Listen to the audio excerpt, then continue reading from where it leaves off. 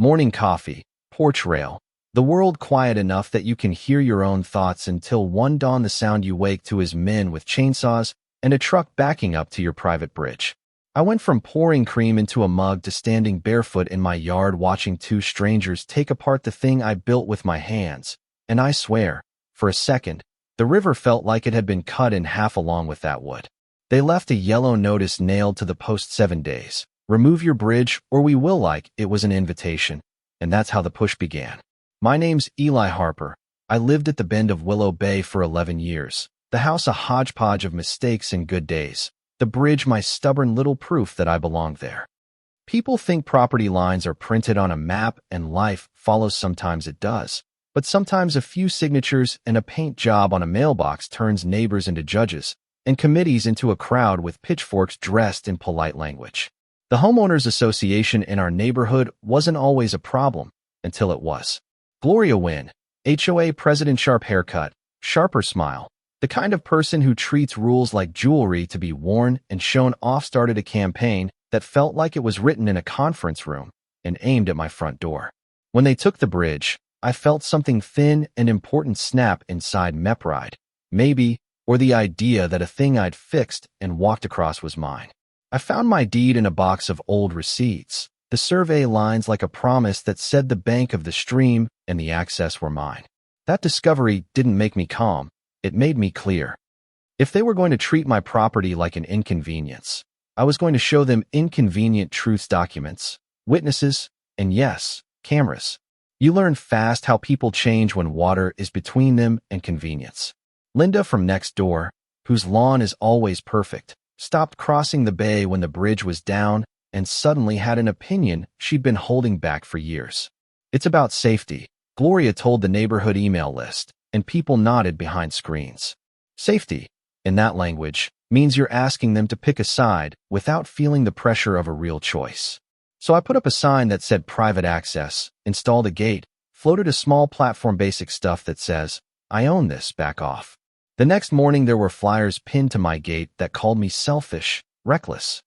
The tone shifted to one of moral outrage, like I'd stolen the idea of being neighborly. They tried the polite approach first, letters written by lawyers with words that sound heavier because the font is tight and the margins are thin. Then they tried the public approach, meetings, petitions, a little news piece that painted me as the stubborn man who'd cut off the community.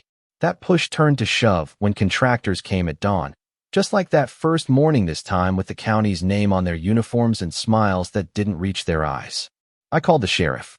Deputy Reyes stood there between my little crew and the men with chainsaws, the kind of man who speaks slow because he's learned talk doesn't always help.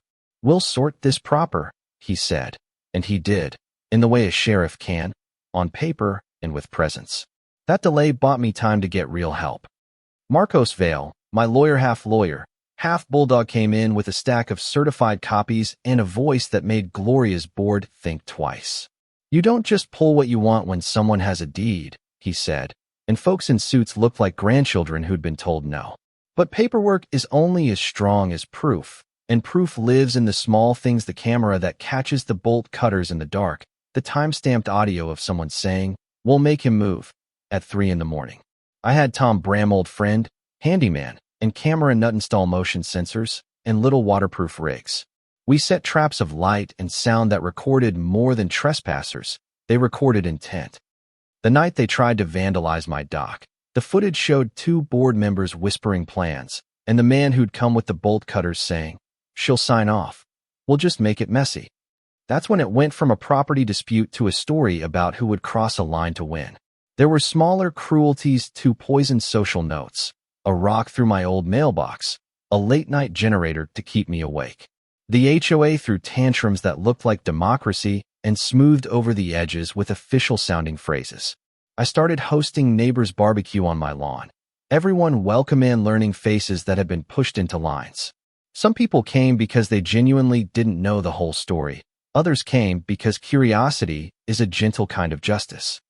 It worked in a small way. People who had only read about me in a forwarded email now heard me crack a joke and tell them about the bridge, and jokes are stubbornly human.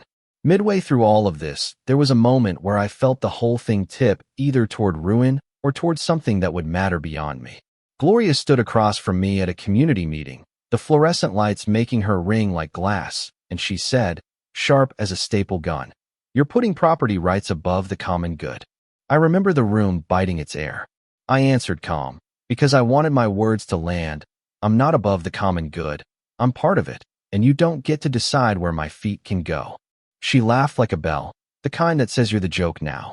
That laugh drove home that this was never just about wood and water. It was about who gets to define a neighborhood story. We filed suit. They filed countersuits. We exchanged evidence that reads like a detective novel if you squint at the margin smells, meeting minutes, videos, witness statements. The court dates felt like cliff edges. I learned how to be formal in a suit that smelled like the hardware store, how to make a point without yelling, and how to let Marcos do the loud work in a room that respects suits more than honest hands. The judge, fair, tired, and precise, listened as the footage played where Gloria's vice president said, "We'll scare him into selling." A line like that matters in a courtroom. It carries the weight of intent. Then there was the night they got arrested. Someone thought they could press the issue themselves. They came with more bravado than sense, and the motion sensors in my reads caught them clambering across the bank. Deputy Reyes arrived with the quiet force of someone who knows a line when he sees it crossed, and two men left in the back of a patrol car, their faces small in the glare. Headlines are hungry for arrests, and the story shifted again from neighborhood dispute to attempted intimidation. People started to ask questions out loud in ways they hadn't before. Courtroom days are long and strange. The hum of the air conditioning, the shuffle of papers, the way a sound engineer in a suit will point out that a timestamp is 1,000 tiny truths. We presented deeds. We presented the video where a contractor said, "We'll make it messy." We presented neighbors who'd been reluctant at first but came forward. The ruling wasn't a grand fanfare. It was careful. The judge found in my favor restoration of access, an injunction against the HOA's interference, damages for the destruction and for the campaign against me. It felt like vindication, honest and civic and slightly dull in the best way. Legal victories often look like quiet bureaucracy, but they change lives. After the gavel, the mornings got quieter in a different way. The water sounded the same, but my morning coffee tasted like something settled. Gloria resigned a month later. People in power sometimes step down when the story stops serving them, and the board was reorganized by folks who had less appetite for theatrics. Not everyone celebrated. There were whispers about what I'd done, about cameras, about going public, arguments I still hear in the grocery store aisle. Some called me stubborn, and stubborn in a bad way. Others called me brave and stubborn in the good way. I can live with that ambiguity. Here's what I learned. Sitting on that porch looking at the bridge I rebuilt, people will tell you that compromise is always noble, and sometimes it is when both sides come with hands open. But there are times when compromise looks like surrender, and surrender is a small, quiet theft. Power, whether worn with a blazer or wrapped in a "for the community" email, finds ways to look reasonable while it takes things that matter. Standing up isn't pretty. There were nights I thought about walking away, about selling and starting over somewhere with fewer committees, but there is a cost to giving up. And sometimes that cost is a life you stop recognizing. So I fixed the bridge, not just the boards, but the way people could get to one another again. I left the gate up for a while because boundaries are different from barriers, signs that say, "This is mine, but you're welcome if you knock." I still see Gloria at the grocery sometimes. She avoids my eyes, and sometimes, when the checkout lane nudges us close, she'll say, "Eli," and that's all. The echoes of those years linger, the smashed mailbox, the noise, the headlines, but they're just that now, echoes. If you were me, what would you have done? Let it go to keep the peace, or fight and risk everything for a piece of land and the principle behind it? Drop a comment below. Tell me where you stand on right and wrong, on community and control, on whether a neighborhood should be a chorus or a courtroom. Share this if you know someone who's had to stand up for their home. And if you've got a story about property, pride, or a battle you didn't expect, tell it. Because honest stories are how we keep the river between us from drying up.